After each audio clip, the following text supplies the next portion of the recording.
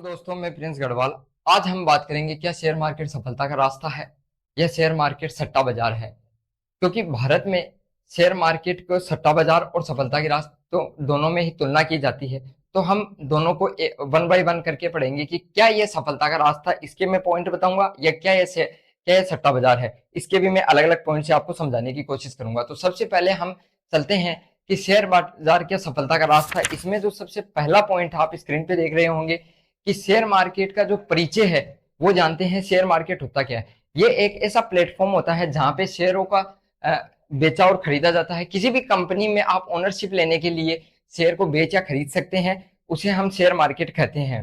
और इसके जो प्रमुख एलिमेंट है वो क्या क्या होते हैं हम बात करेंगे। तो इसमें तीन एलिमेंट जो प्रमुख आते हैं जो शेयर मार्केट में होते हैं। सबसे पहला होता है शेयर, दूसरा होता है स्टॉक एक्सचेंज, और तीसरा होता है निवेशक और ट्रेडर्स। तो शेयर्स क्या होते हैं कि आप किसी भी जो कंपनी में है वो भागीदारी लेने के लिए जो खरीद बेच करते हैं, उसमें स्वामित्व पाने के लिए जो आपको अंश मिलता है उस कंपनी का, उसको शेयर कहते हैं। और दूसरा स्टॉक एक्सचेंज के बारे में हम बात करेंगे। तो स्टॉक एक्सचेंज क्या होता है? स्टॉक एक्सचेंज हमारा होता है कि भारत में दो स्टॉक एक्सचेंज अवेलेबल है अभी के टाइम पे। जो पहला है सेंसेक्स और दूसरा है, सॉरी, पहला है एनएससी और दूसरा है बीएससी। तो एनएससी में जो आता है वो आता है हमारा निफ्टी 50 के 50 स्टॉक, जो भारत में अपने इंडेक्स जो हम सुनते हैं कि भारत की जो जीडीपी 4.23 ट्रिलियन की हो गई है, वो जो बताता है वो आता है निफ्टी 50। और दूसरा एक्सचेंज जो आता है वो आता है बीएससी, बॉम्बे स्टॉक एक्सचेंज। इसमें जो मोस्ट आता है, इसमें आता है सेंसेक्स आता है। इसमें 50 कंपनियां होती है, भारत की बड़ी बड़ी 50 कंपनियां होती है। अब चौथे पॉइंट पे बात करते हैं कि शेयर मार्केट कैसे काम करता है। तो शेयर मार्केट काम करने के लिए इसमें तीन एलिमेंट्स होते हैं। सबसे पहले आता है आईपीओ, उसके बाद में आता है सेकेंडरी मार्केट, उसके बाद में मूल्य का निर्धारण किस प्रकार से होता है। तो हम सबसे पहले जानेंगे आईपीओ क्या होता है।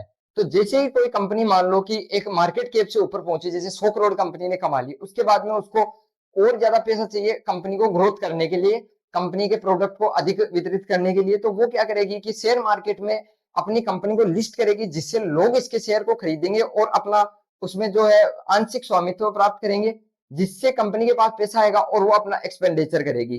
तो इस प्रकार से आईपीओ में आप शेयर खरीद के उसका स्वामित्व प्राप्त कर सकते हो। दूसरा आता है सेकेंडरी मार्केट। आईपीओ में आप जब पैसे लगाते हो उसके बाद में कंपनी लिस्ट हो जाती है एक एनएससी या बीएससी किसी भी स्टॉक पे, तो वहां से आप जो है उसको रेगुलर खरीद या बेच कर सकते हो। तब वो सेकेंडरी मार्केट में आ जाती है जहां पे उसकी खरीद बेच रेगुलर चलने लग जाती है। अब हम बात करेंगे मूल्य निर्धारण। तो मूल्य निर्धारण कैसे होता है?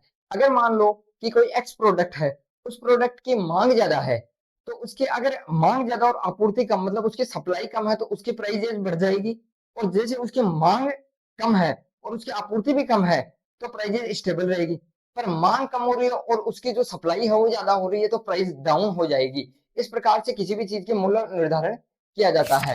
अब हम पांचवा बात करेंगे कि शेयर मार्केट कैसे काम करता है। ये दो प्रकार से काम करता है, इसमें आप पैसे कैसे कमा सकते हो उस पर मेनली बात करेंगे। तो सबसे पहला आता है कैपिटल गेन, और दूसरा आता है डिविडेंड। डिविडेंड यील्ड आपने नाम तो सुना ही होगा। सबसे पहले हम बात करते हैं कि कैपिटल गेन क्या होता है। कैपिटल गेन होता है, मान लो आपने एक्स पैसा, जैसे मान रहा हूं मैं एग्जांपल ले रहा हूं, 1 लाख रुपीज जो है आपने मार्केट में इन्वेस्ट किए। अभी एक साल में आपको 12% के रिटर्न के हिसाब से ये अगले साल 12,000 रुपए बढ़ के आएंगे। तो 1,12,000 रुपए आपके पास हो जाएंगे। और अगले साल फिर कंपाउंडिंग के हिसाब से 1,12,000 का 12% बढ़ेंगे। एग्जाम्पल ले रहा हूं मैं 12%, आपको 13, 14, 15 कितने भी परसेंटेज का जो रिटर्न मिल सकता है। इस प्रकार से परसेंटेज ऊपर नीचे होते रहते हैं। और सेकेंडरी हम बात करेंगे डिविडेंड यील्ड। डिविडेंड क्या होता है कि कोई भी कंपनी मान लो प्रॉफिट कमा रही है, उसके बाद में प्रॉफिट के बाद में वो आपका जो है कुछ ना कुछ प्रॉफिट की हिस्सेदारी अपने जो शेयर धारकों को देती है, जो शेयर की ओनरशिप रखते हैं उसको देती है।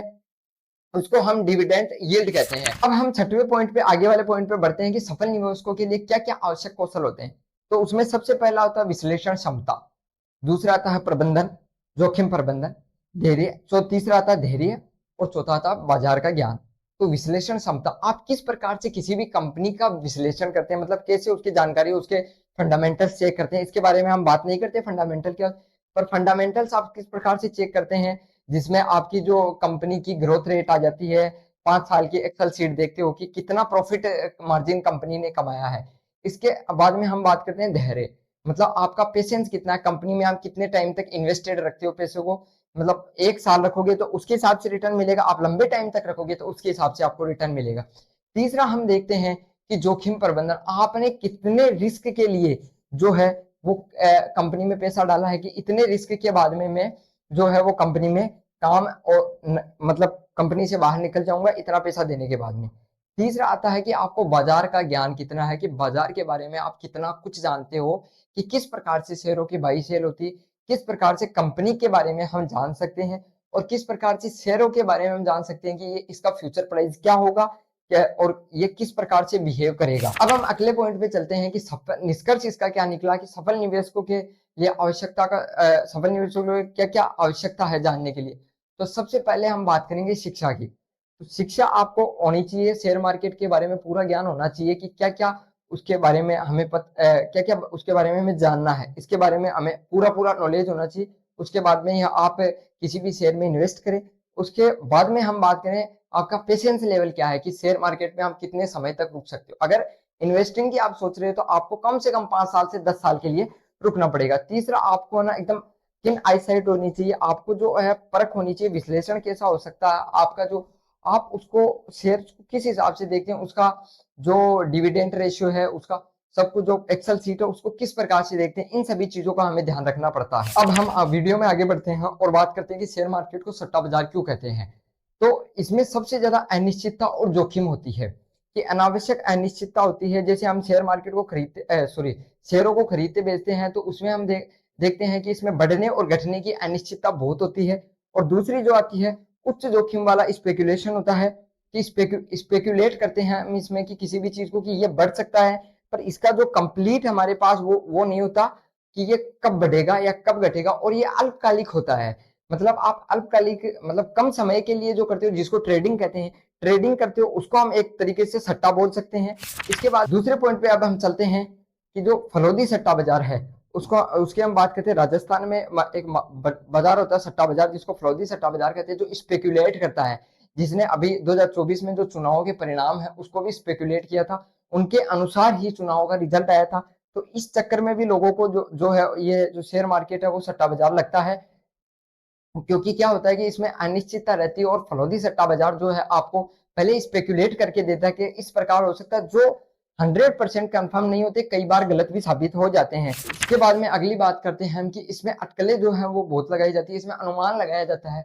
उसमें सबसे ज्यादा आता है डेरिवेटिव, जो ऑप्शन एंड फ्यूचर्स होता है, उसको जो ट्रेडिंग जिसको हम सिंप्लीफाई में बोलते हैं, ऑप्शन एंड फ्यूचर में आप अनुमान लगा के जो है वो कार्य किया जाता है, जिसमें शेयर के एक दिन के अंदर अंदर ही पैसे बढ़ने और शेयर के बढ़ने और घटने की संभावना रहती है, जिसमें आपका पैसा डबल और ट्रिपल भी होता है और जीरो भी होने के चांसेस रहते हैं। इसमें अधिकतर पैसा तो जीरो ही हो जाता है, जो डबल करने की आशंका रखते हैं। इसके अलावा इसमें और खाना और लाना, जो एस्टिमेटेड रिस्क है, और जो रिस्क है लगाना, ये एक सिद्धांत होता है कि खाना खाना और लगाना का सिद्धांत होता है, जिसमें आप अनुमान के द्वारा ही लगाते हैं। इसके बारे में हम विस्तृत चर्चा नहीं करते हैं, क्योंकि इसको जो है वो शेयर मार्केट में एक सिद्धांत के रूप में माना जाता है।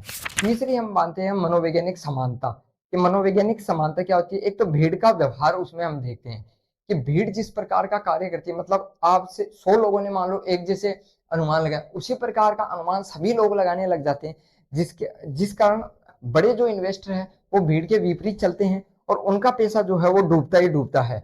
और इसमें सूचना का नेटवर्क का भी बहुत बड़ा रोल होता है, कि आपको सूचना कितनी है, बाजार की सूचना आपके पास कितनी है। आपके पास अगर कम इंफॉर्मेशन है तो आप अवश्य ही उसमें जो है वो लॉस करोगे। इसके अलावा अगले पॉइंट में चलते हैं फायदे की तुरंत इच्छा, कि आपको फायदे की तुरंत इच्छा होती है, कि आपको अभी पैसा लगाया और अभी अभी आपको प्रॉफिट प्राप्त करना, प्रॉफिट लेना है, तो आपको जरूरी इसमें ना लॉस होगा, क्योंकि इन्वेस्टिंग करोगे तो आप 5-10 साल के टाइम पीरियड के लिए करोगे। पर फायदे की इच्छा में क्या होता है, आप तुरंत के तुरंत पैसा चाहते हो। इसके अलावा आप दीर्घकाल निवेश की इसमें कमी भी आ जाती है। ट्रेडिंग में क्या होता है कि या तो आप एक महीने मैक्स टू मैक्स एक महीने के लिए कर सकते हो, वैसे ये एक दिन के लिए अधिकतर लोग करते हैं, 7 दिन के लिए, एक महीने के लिए आप इसमें काम कर सकते हो। अब हम आगे पॉइंट में चलते हैं और इसकी देखते हैं निष्कर्ष क्या है, कि इसको सट्टा बाजार क्यों कहते हैं। तो इसमें सबसे पहले तो अनिश्चितता रहती है, कि पैसे आने और जाने की आपको कोई सर्टेनिटी नहीं रहती, या तो पैसा बढ़ सकता है अचानक से, या पैसा जीरो भी हो सकता है आपका। इसके अलावा इसमें क्या होता है कि कोई भी कानूनी जो रेगुलेशन जो है सट्टा बाजार पे नहीं होती है। हालांकि शेयर मार्केट के ऊपर कानूनी रेगुलेशन है, पर लोगों को अभी भी इसमें ऐसा लगता है कि इसके ऊपर कोई भी कानूनी रेगुलेशन नहीं है। जैसे सट्टा बाजार में, सट्टा में होती है कि किसी भी प्रकार की रेगुलेशन आपके पास में नहीं होती। और तीसरा जो प्रमुख कारण है वो फलोदी सट्टा बाजार है। जो फलोदी का सट्टा बाजार है वो पहले ही प्रिडिक्शन कर देता है, जो गलत भी होती है कई बार। इस कारण लोग इसको जो है वो सट्टा बाजार मानते हैं। अब हम आगे चलते हैं और बात करते हैं कि क्या शेयर मार्केट सट्टा बाजार है या ये सफलता के लिए रास्ता। हम दोनों की तुलना करेंगे वन बाई वन। तो यहाँ पे आप देख रहे होंगे फैक्टर है, बीच में शेयर मार्केट लिखा हुआ और यहाँ पे आप सट्टा बाजार है। तो पहले हम दोनों के उद्देश्य जान लेते हैं। तो शेयर मार्केट जो है वो निवेश और ट्रेडिंग के लिए आपको यूज आता है, और सट्टा जो बाजार होता है वो जुए जैसा होता है। इसके अलावा हम समय की बात करते हैं तो ये लंबी अवधि या शॉर्ट टर्म जो शेयर मार्केट है हम उसके लिए यूज करते हैं। और जो सट्टा बाजार में हम तुरंत नतीजा देखते हैं कि तुरंत नतीजा किस प्रकार से आ रहा है, इसका जो अनुपालन है, रेगुलेशन क्या है, इसमें रेगुलेशन की बात करते हैं। शेयर मार्केट सेबी द्वारा रेगुलेट किया जाता है, और जो सट्टा बाजार है वो अवैध होता है और कोई भी उस पर रेगुलेशन नहीं होती है। इसमें जोखिम क्या होता है, विश्लेषण, अगर हम इसको फोकस्ड रहेंगे, इसको देखेंगे ढंग से, इसका सब कुछ इसमें विश्लेषण करेंगे तो इसमें जोखिम को कम किया जा सकता है। और जो जुए में है वो बिल्कुल भी जोखिम कम नहीं है। इसके साथ ही हम वीडियो को समाप्त करते हैं। अगर वीडियो अच्छा लगा हो तो please do like share and subscribe.